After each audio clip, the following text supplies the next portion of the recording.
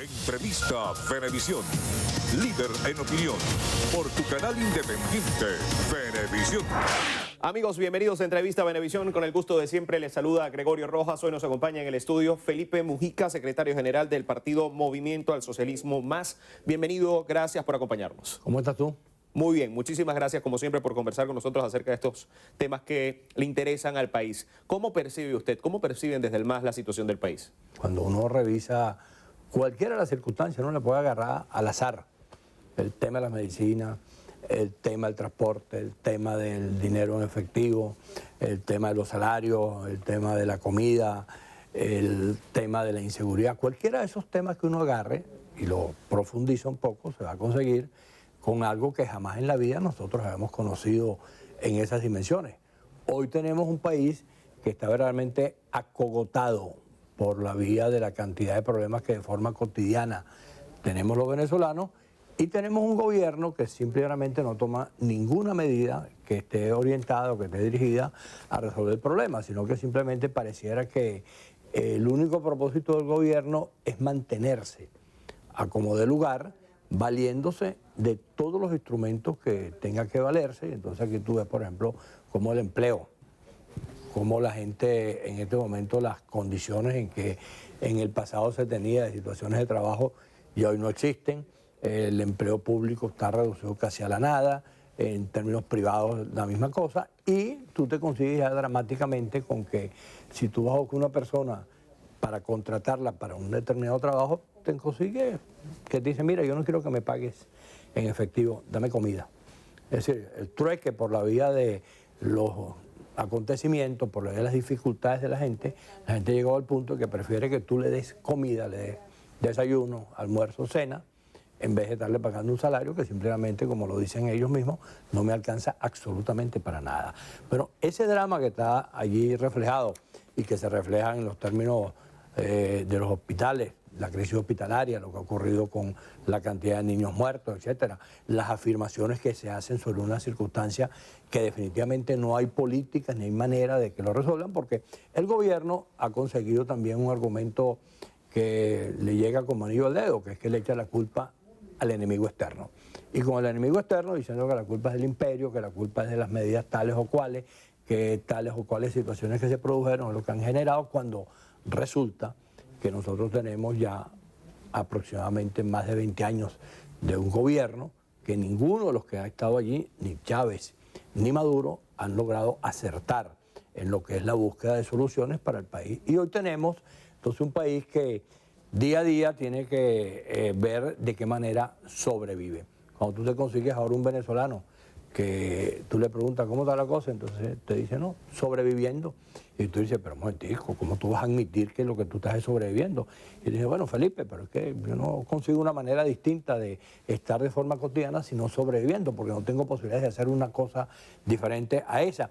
Y eso expresa claramente el país que tenemos en este momento, y lo que es más grave que todo, que es que no hay ningún indicio por ninguna parte que el gobierno tenga alguna disposición de rectificar y de poder producir una solución diferente. Y por supuesto, eso tiene también otro agregado que no podemos dejar de señalarlo. El gobierno sabe, en el terreno de la política, que es distinto a este que estamos hablando, que su principal fortaleza viene de lograr el fraccionamiento de la oposición. Y en eso el gobierno ha tenido, evidentemente, un éxito indiscutible. El gobierno no se propone una cosa distinta, sino que cada vez que le viene una crisis más intensa o un problema determinado, su problema siempre está en lograr que la oposición no pueda ir unificada a ninguno de esos procesos. ¿Qué fórmula apoyan desde el MAS para buscar una salida a esta crisis que vive el pueblo de Venezuela?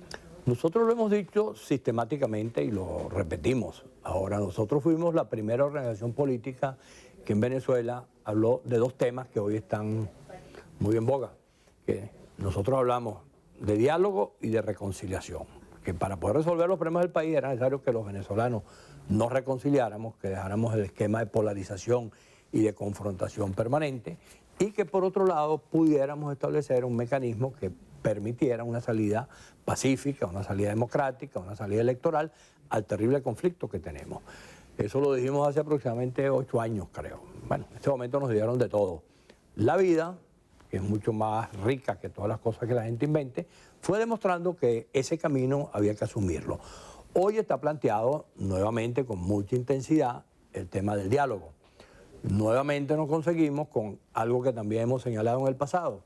Un gobierno que va al diálogo no con el interés de resolver nada, sino un gobierno que va al diálogo con el interés único de dividir al que tiene enfrente dialogando. Y un sector de la oposición, porque no podemos hablar que ya está toda la oposición, que dice que va a dialogar y comete los mismos errores que en el pasado se cometieron en República Dominicana y en otros momentos en que se intentó dialogar, que es que va sin estrategia o va con una estrategia que no tiene ningún destino, y entonces se produce, por ejemplo, este caso de Noruega, donde repentinamente comienza el diálogo, la gente se entera por vías, cualquier vía, pero no por la vía formal, que es que las partes le digan, mira, vamos a Noruega y vamos a conversar y vamos a dialogar y vamos a tratar de buscar acuerdos, sino que, bueno, nos vamos enterando poco a poco.